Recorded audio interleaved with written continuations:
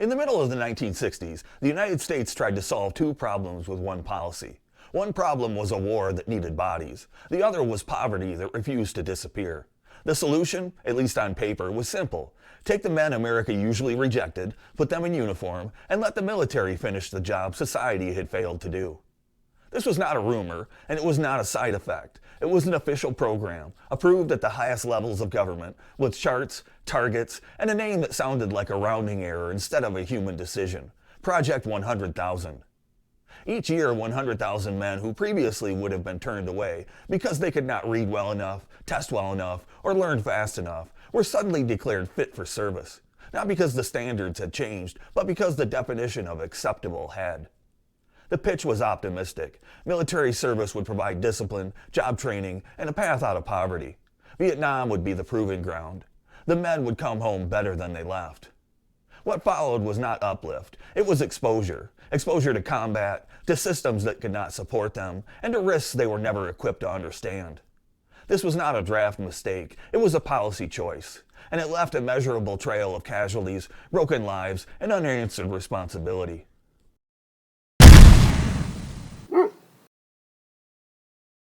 By 1965, the Vietnam War had stopped pretending to be limited. American troop levels were climbing rapidly, driven by a strategy that emphasized presence, patrols, and attrition.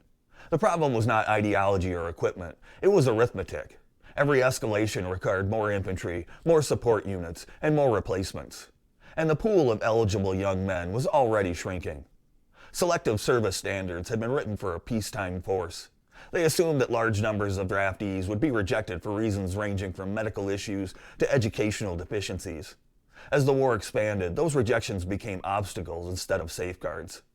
By the mid-1960s, nearly half of draft-age men failed to meet existing requirements.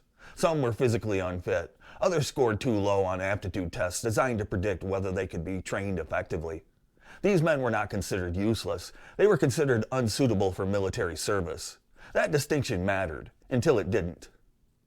The Department of Defense faced a choice. It could reduce operational demands, rely more heavily on reserves, or lower the threshold for entry. Only one of these options preserved the appearance of control. Enter Robert McNamara, a former auto executive turned defense secretary who believed that complex problems could be solved through systems analysis. To McNamara, manpower was not a moral category. It was a resource variable. He was already known for transforming military planning into a process driven by metrics. Body counts, sortie rates, and cost efficiency had become accepted ways to describe a war that resisted clean measurement. In that environment, eligibility standards began to look less like projections and more like inefficiencies. The idea was straightforward. If the military could absorb men who fell below traditional standards, it could meet manpower needs without changing strategy.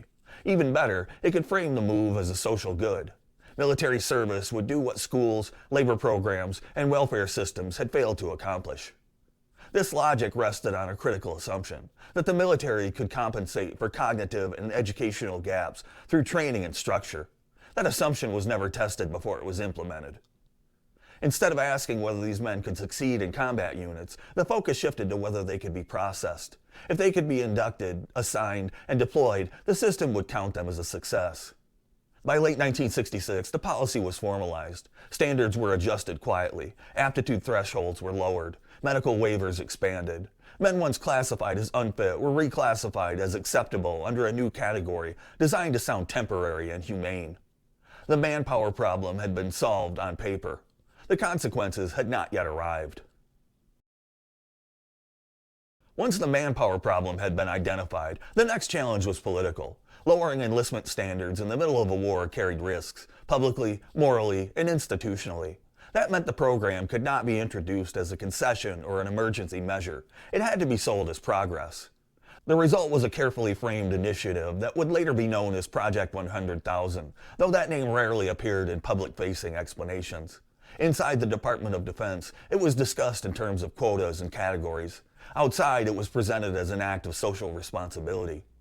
The core argument was simple and appealing. Thousands of young men were being rejected by the draft every year for reasons tied not to character, but to circumstance. Poor schooling, limited access to health care, childhood poverty. The military, advocates claimed, could succeed where civilian institutions had failed. Discipline, structure, and technical training would turn marginal men into productive citizens. This framing mattered. The program was never introduced as a way to fill infantry units. It was introduced as a way to lift people out of poverty. Public statements emphasized opportunity over obligation. These men were not being drafted because standards had dropped. They were being given a chance they had previously been denied. The language avoided words like waiver or deficiency. Instead, it relied on euphemisms, new standards, expanded eligibility, special training pathways. At the center of this effort was Robert McNamara, whose credibility as a data-driven reformer gave the program institutional cover. McNamara argued that the military had always been a socializing force. World War II, he noted, had taken millions of young men and returned them with skills, confidence, and upward mobility. There was no reason, he claimed, that the same process could not work again. What went largely unmentioned was that World War II had relied on mass mobilization during a total war, not selective inclusion during a limited one. The comparison sounded reassuring, but it ignored critical differences in training timelines, unit cohesion, and combat exposure. Congressional scrutiny was minimal. The program did not require a new draft law, only administrative adjustments to existing standards. Because it was framed as both a military necessity and an anti-poverty measure, opposition carried political risk. Questioning the program could be interpreted as opposing social mobility or undermining the war effort. Media coverage followed the same pattern. Early reporting focused on success stories, young men who had failed civilian life but thrived in uniform. These accounts were anecdotal, carefully selected, and rarely followed up. The absence of long-term data was treated as evidence that no problems existed, rather than as a warning that none had been collected. Internally, however, the Pentagon's language was more precise. Targets were set, induction quotas were established. The number, 100,000, was not symbolic. It was an annual goal, tied directly to force requirements in Southeast Asia. The program was scaled to the war, not the capacity of training commands. What made Project 100,000 politically durable was its ambiguity. Supporters could describe it as social reform. Critics, when they existed, struggled to articulate a clear objection without sounding elitist or defeatist. The men themselves were almost never asked how they felt about being included. The program also benefited from timing. It launched during a period when optimism about technocratic solutions was still high. Poverty, crime, and inequality were increasingly viewed as engineering problems rather than structural ones. If inputs could be adjusted correctly, outputs would improve. Military service was treated as another variable to be optimized. What was missing from the sales pitch was risk. Combat risk was discussed in abstract terms, the same way it always was, but cognitive and educational limitations were never linked publicly to battlefield outcomes. The assumption was that training would close any gaps that mattered. By the time the first large cohorts entered basic training, the narrative was already set. These men were not liabilities. They were proof that the system could be made more inclusive. Any failure, if it occurred, would be attributed to individuals, not to the policy that put them there. The program had been sold. The standards had been lowered. The next question, whether the military could actually train these men to survive, was about to be answered, not in theory, but in practice. The men brought in under Project 100,000 were not a random sample of America. They were selected by a set of filters that had nothing to do with motivation or character and everything to do with measurable deficiency. What made them eligible was not a new capability, but a new tolerance for risk. Under the program, the military expanded acceptance of men who scored in Category 4 on the Armed Forces Qualification Test. These scores placed them in the lowest mental ability range the Department of Defense considered usable for service. In practical terms, this meant severe limitations in reading comprehension, abstract reasoning, and the ability to process written instructions under stress. Before the mid-1960s, men in this category were almost always rejected. The correlation between low aptitude scores and poor training outcomes was well established. Project 100,000 did not dispute this data. It chose to override it. Most of these men had not failed because they lacked intelligence in a broad sense. They had failed because they came from environments that did not prepare them for standardized testing or technical instruction. Many came from underfunded school systems. Some were functionally illiterate. Others could read, but slowly and with difficulty. The military accepted them anyway, often without providing remedial education sufficient to close the gap. The demographics were predictable. Project 100,000 disproportionately affected poor and rural communities, particularly in the South and Appalachia, and minority communities in urban areas. These were regions where draft deferments tied to college enrollments or professional status were least accessible. The program did not create inequality, but it exploited its existing distribution. Medical standards were also quietly relaxed. Conditions that had once disqualified men outright were now waived if they were judged manageable. Hearing loss, vision issues, and minor physical impairments were no longer automatic barriers. The cumulative effect of a population of recruits who entered service with both cognitive and physical disadvantages compared to their peers. The men themselves were rarely informed that they were part of a special category. Officially, they were soldiers like any other. Unofficially, they were tracked differently, trained differently, and evaluated against a separate set of expectations that few of them understood. Motivation varied. Some men welcomed the chance to serve, seeing military service as a path to stability or respect. Others entered reluctantly, drafted into a system that had previously deemed them unfit and now suddenly declared them essential. What they shared was a lack of informed consent. They were never told that their inclusion was experimental or that their statistical risk of failure and injury was higher than average. Training commands quickly noticed the differences. Instructors encountered recruits who struggled to read field manuals, interpret written orders, or retain complex sequences of tasks. These were not edge cases, they were systemic. Drill instructors and non-commissioned officers were left to compensate without additional resources, often resorting to repetition, peer assistance, or quiet workarounds. The social dynamics inside training units shifted as well. Standard entry recruits sometimes viewed the new standards men as burdens, slowing the pace of instruction and increasing collective punishment. The men brought in under Project 100,000 felt that resentment, even if they did not fully understand its source. What the program produced, in human terms, was not a cohort of men being lifted to the military's level, but a force stretched downward to accommodate them. The assumption was that this accommodation would end at training. It did not.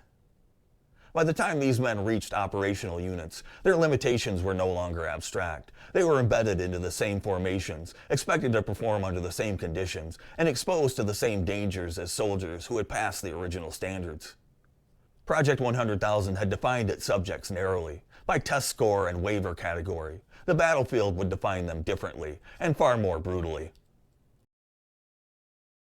Basic training is designed to break down and rebuild. It assumes that recruits arrive with a baseline ability to absorb instruction, follow written and verbal orders, and adapt quickly under stress.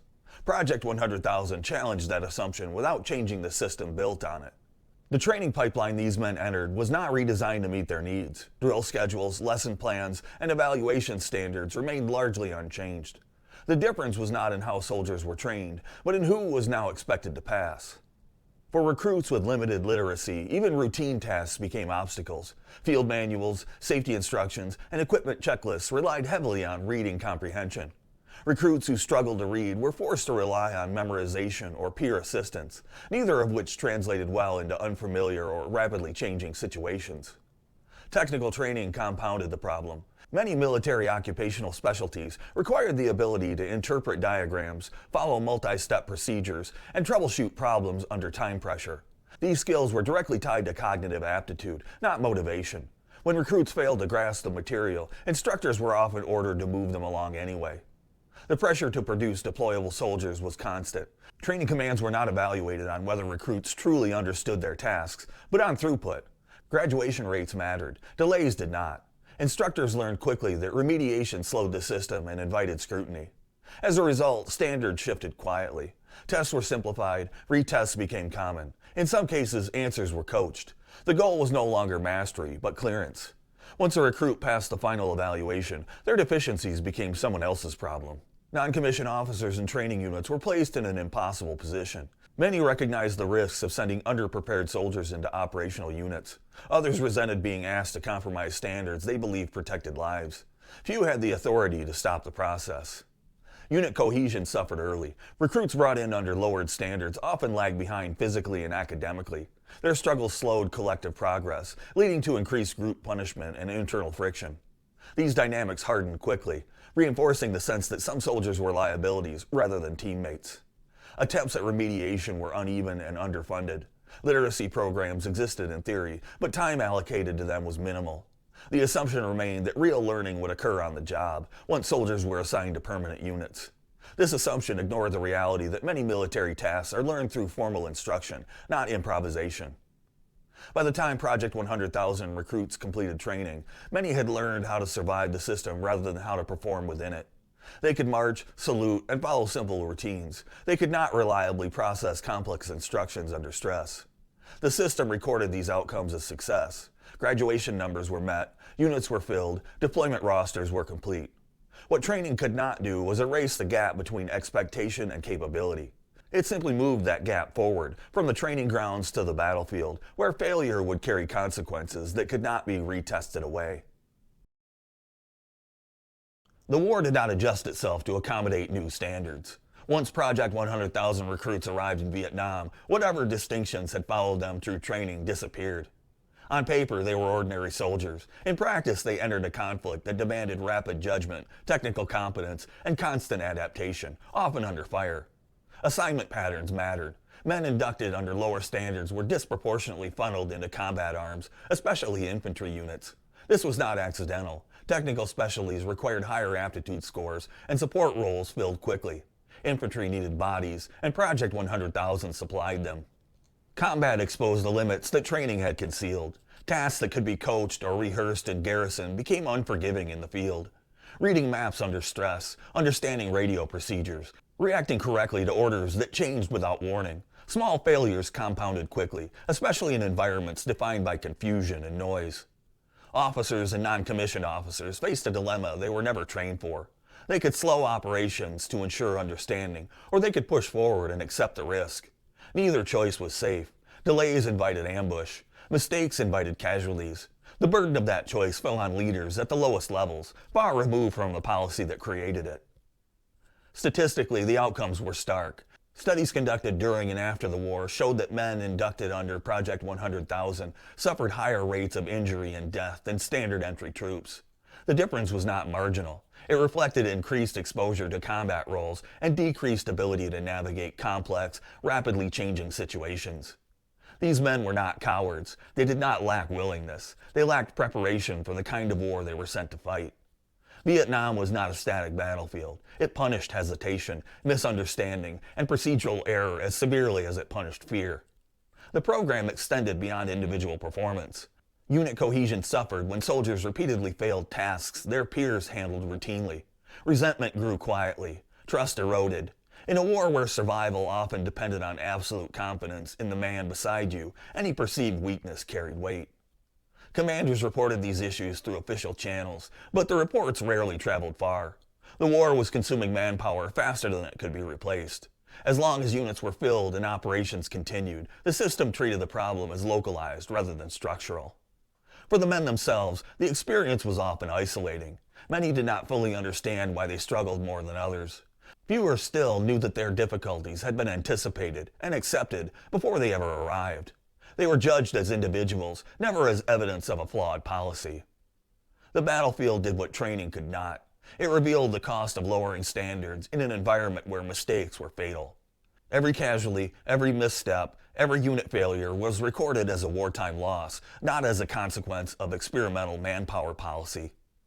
Vietnam did not create the damage done by Project 100,000. It merely exposed it, at scale, under conditions where there was no margin for error and no opportunity for correction. The war moved on, the program continued, and the data began to accumulate, quietly, inconveniently, pointing to outcomes that contradicted everything the program had promised. The data began to surface while the program was still running. By the late 1960s, the Department of Defense had accumulated enough internal reporting to evaluate Project 100,000 beyond recruitment targets and graduation rates. What those numbers showed did not align with the program's public justification. Men inducted under lower standards were dying at higher rates than their standard entry peers. The difference varied by unit and year, but the trend was consistent. Higher exposure to infantry assignments explained part of it. Reduced aptitude and preparation explained the rest. These were not anomalies, they were patterns. Injury rates followed the same trajectory. Project 100,000 soldiers were more likely to suffer non-fatal wounds, training accidents, and discipline-related incidents. In after-action reports, commanders described problems that could not be solved through repetition or motivation. Misunderstood orders, improper equipment handling, delayed reactions in contact. The most damning findings came from post-service analysis. Studies tracking outcomes after discharge show that the program had failed its stated social mission. Veterans inducted under Project 100,000 experienced higher rates of unemployment, incarceration, and reliance on public assistance than comparable veterans who entered under standard criteria. Whatever uplift the program promised did not materialize. These findings were not secret. They were circulated within the Pentagon, reviewed by analysts, and summarized in internal memoranda. What they were not was emphasized. Public statements continued to highlight isolated success stories and general claims of benefit, while aggregate data was treated as preliminary or inconclusive. This was not a failure of information. It was a failure of incentives. Acknowledging the results would have required admitting that a policy framed as humanitarian had increased risk for the very people it claimed to help. It would also have raised uncomfortable questions about responsibility for the casualties already incurred. So the language shifted. Instead of discussing outcomes, officials emphasized intent. Instead of addressing comparative statistics, they pointed to individual cases of improvement. The absence of a control group and public discussion allowed the program's defenders to argue that Vietnam itself, not the policy, was responsible for the losses.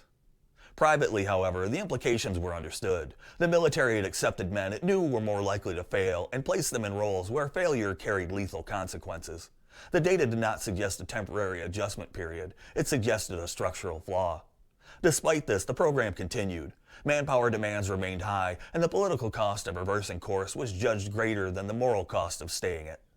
Project 100,000 had become embedded in the system. Ending it would have required acknowledging that the system itself had been wrong. The numbers McNamara did not like were never falsified. They were simply deprioritized. In an institution built around measurement, some measurements were allowed to matter more than others. By the time Project 100,000 was quietly wound down, the damage was already done. The men had been inducted, the war had consumed them, the data existed, but it would not shape policy in time to prevent what it described. The experiment had reached its conclusion. The accounting would come later, if it came at all. Programs that fail loudly are easy to end. Programs that fail quietly are easier to bury. By the early 1970s, Project 100,000 was no longer defensible on its own terms. Internal studies had undermined its claims of effectiveness, and the war it was designed to support was winding down. Yet there was no public reckoning, no formal admission of error, and no acknowledgement that an entire class of soldiers had been placed at elevated risk by design. Instead, the program faded. In 1971, intake under lowered standards was reduced and then discontinued without announcement. No press conference marked the decision. No congressional hearings revisited the policy that had sent hundreds of thousands of men into uniform under experimental criteria. Officially, Project 100,000 had simply run its course. The absence of closure was deliberate. Public discussion shifted away from manpower policy and toward broader debates about the war itself. Vietnam absorbed the blame for everything connected to it: casualties, trauma, social disruption. That narrative left little room for scrutiny of specific programs embedded within the war effort. When Project 100,000 was mentioned at all, it was reframed. Advocates emphasized that many participants had completed their service honorably. Critics were dismissed as overlooking individual success stories. The question of whether the program should have existed in the first place was treated as irrelevant, even impolite. Responsibility became diffuse. No single office owned the policy by the time it ended. The standards had been adjusted administratively, not legislated. The program had been overseen by committees, subcommittees, and rotating officials. By the time the results were clear, the architects had moved on. This diffusion was not accidental. Bureaucracies excel at creating distance between decisions and outcomes. Project 100,000 was terminated not with an admission of failure, but with administrative silence.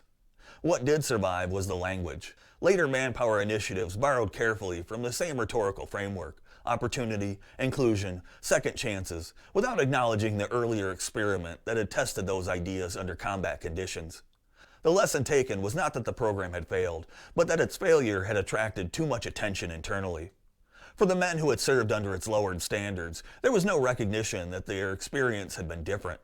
Their service records did not mark them as part of a special category. Their struggles after the war were treated as individual misfortune, not as predictable outcomes of policy.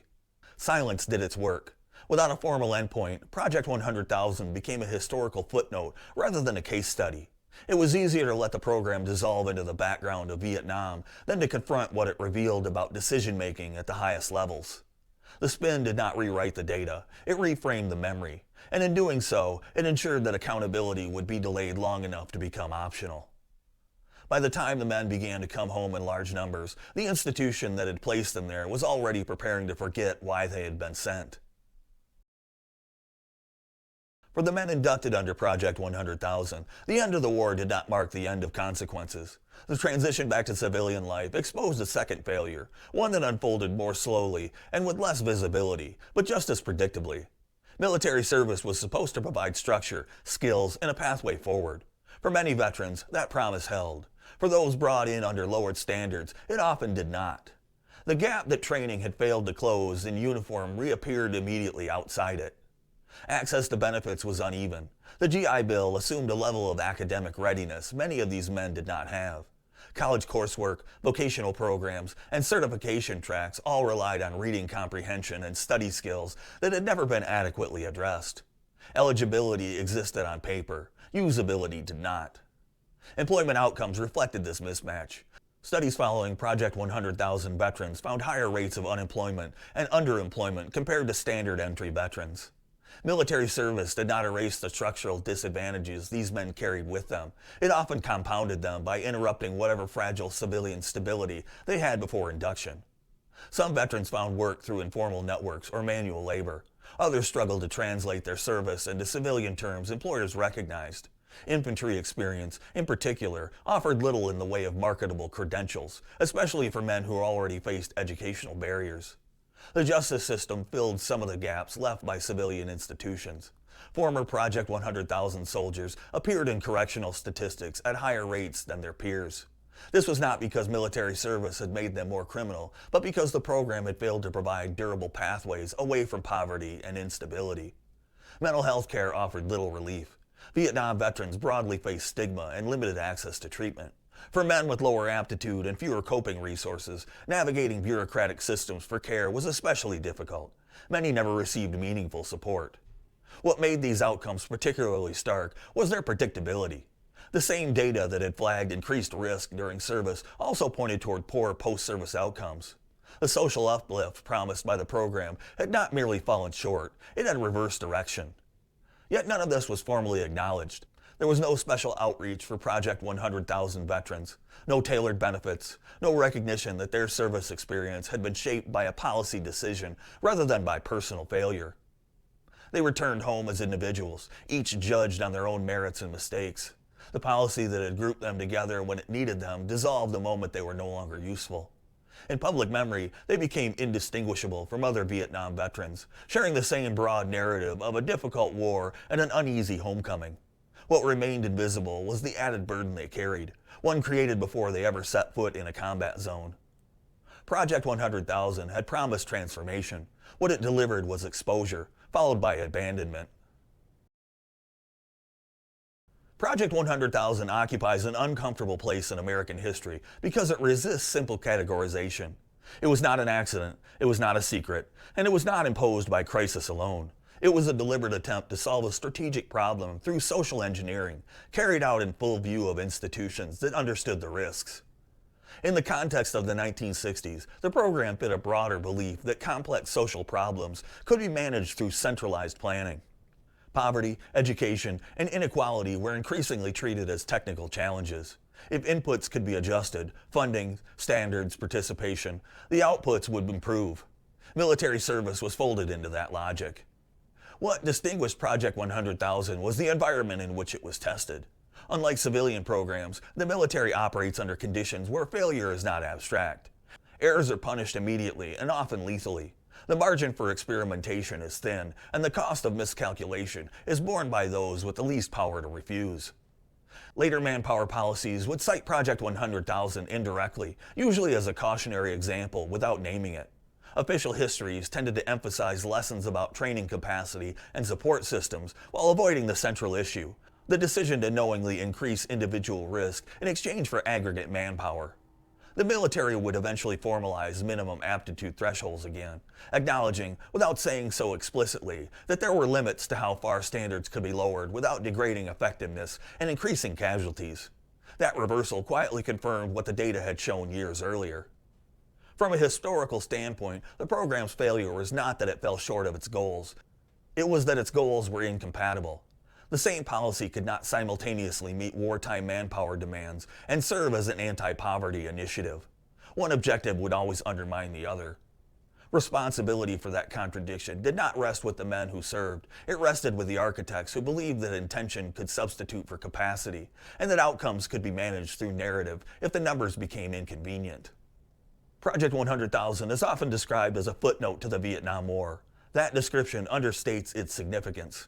The program revealed how institutions behave when pressured by competing demands, how they reframe risk, redefine success, and distribute costs downward. The judgment history ultimately delivers is a narrow one. The program did not fail because the men were inadequate. It failed because the system chose to test its assumptions on those least able to absorb the consequences. What remains unresolved is not whether Project 100,000 was a mistake. It was whether the conditions that produced it have truly disappeared or merely changed form. Project 100,000 was never officially declared a failure. It did not end with a report, a reckoning, or an apology. It ended the way many uncomfortable policies do, by being allowed to fade until its consequences could be attributed to something else. For years, the story was told as one of good intentions undermined by a difficult war. That framing misses the point. The problem was not Vietnam. The problem was the decision to treat human beings as adjustable variables in a system already strained beyond its limits. The men inducted under lowered standards did not fail the military. The military failed them by asking for performance it knew they were less prepared to deliver, then placing them in roles where failure was irreversible.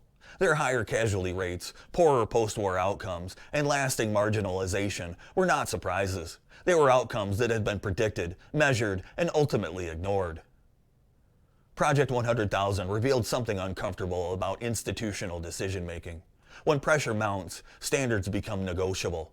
Risk becomes abstract. Responsibility becomes diffuse. The costs are paid not by those who design the policy, but by those with the fewest options to refuse it. There was no marker in these men's service records to indicate that they had been part of an experiment. History grouped them with every other Vietnam veteran, and in doing so, erased the additional burden they carried. That erasure made the program easier to forget and easier to repeat in different forms. What remains is not a question of motive, but of accountability. Project 100,000 asked whether society could solve poverty through conscription and answered it in blood, statistics, and silence. The lesson it leaves behind is simple and unresolved. When institutions lower standards to meet demand, they are not expanding opportunity. They are redistributing risk, and someone always pays more than their share. I'm Dave. I appreciate you watching. Please subscribe, like, comment, and share. And until next time, stand tall. Oh, Dave.